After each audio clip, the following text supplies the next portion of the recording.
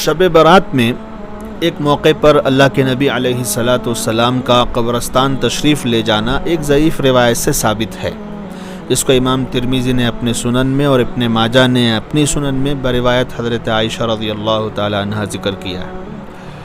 اس روایت میں علماء حدیث نے کلام بھی کیا ہے، جس کی تفصیل اپنی جگہ پر لکھی ہوئی ہے۔ یہ واقعہ تو ضعیف حدیث سے معلوم ہوا ہے۔ دوسرے، اللہ کے نبی علیہ الصلاۃ والسلام کی زندگی میں صرف ایک بار پیش آیا ہے۔ تسامح برتتے ہوئے ضعیف حدیث کے باوجود اس کو کسی درجے میں قابل اعتنا و لائق اعتبار اس لیے مان لیں کہ فضائل کے باب سے متعلق ہے، تو اس سے زیادہ یہ ثابت ہوا کہ کبھی کبھی بلا کسی خاص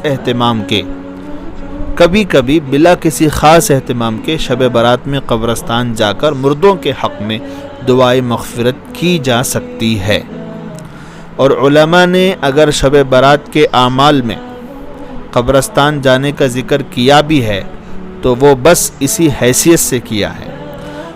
تیسرے، یہ قبرستان جانا شب برات کی وجہ سے نہیں تھا، بلکہ مسلم کی حدیث کے مطابق آپ کا حضرت عائشہ کی باری میں ہمیشہ یہ معمول رہا ہے کہ آپ جنت البقیع تشریف لے جاتے تھے۔ چنانچہ حضرت عائشہ رضی اللہ تعالیٰ عنہ فرماتی ہیں کہ جب بھی میری رات کی باری ہوتی تو آپ آخری رات میں جنت البقیع قبرستان تشریف لے جاتے اور ان پر سلام کرتے اور ان کے لیے دعا فرماتے۔ غرض اس عمل کا شب برات سے کوئی تعلق نہیں ہے، مگر اب اس میں سال بسال غلو ہوتا جا رہا ہے۔ قبرستان کیا ہے؟ قبرستان نہیں، ایک میلہ بنا ہوا ہے۔ اس رات وہاں جانے کے لیے مستقل سواریاں چلتی ہیں، ایک دوسرے کو ترغیب دی جاتی ہے، کوئی نہ جائے تو اس پر ملامت کی جاتی ہے۔ لوگ پورے اہتمام سے وہاں جاتے ہیں۔ پھر قبرستان کے پاس جا کر دیکھیے تو ہر طرح کے پھولوں کی دکانیں نظر آ رہی ہیں۔ لوگ وہاں سے پھول خرید کر قبروں پر ڈالتے ہیں، گویا ایک مستقل میلہ ہے۔ اس کو شریعت میں اضافہ اور دین میں احداث نہ قرار دیا جائے تو اور کیا کہا جائے؟ حدیث میں اس بات سے سختی سے منع کیا گیا ہے کہ قبروں کے پاس جمع ہو کر میلے کی شکل اختیار کی جائے۔ چنانچہ نبی کریم صلی اللہ علیہ وسلم نے فرمایا کہ لا تجعلوا قبری عیدا، کہ میری قبر کو عید مت بنا لینا۔ کیا مطلب ہے؟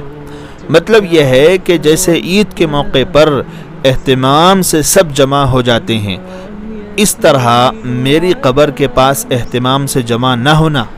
جب آپ نے اپنی قبر کے پاس جمع ہونے سے منع فرما دیا تو کسی اور کی قبر پر جمع ہونے کا تو کوئی جواز ہو ہی نہیں سکتا۔ غرض یہ کہ جو آج زیارت قبور میں، قبروں کی زیارت میں جو غلو ہو رہا ہے، یہ بھی قابل اصلاح ہے۔ ہر کام اس کے حد کے اندر ہونا چاہیے، اس حد سے آگے جانا سخت خطرے کی بات ہے۔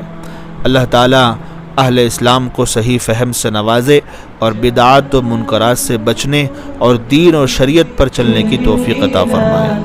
وتصفو الحياة بنور هدى جمال الوجود بذكر الإله وتصفو الحياة بنور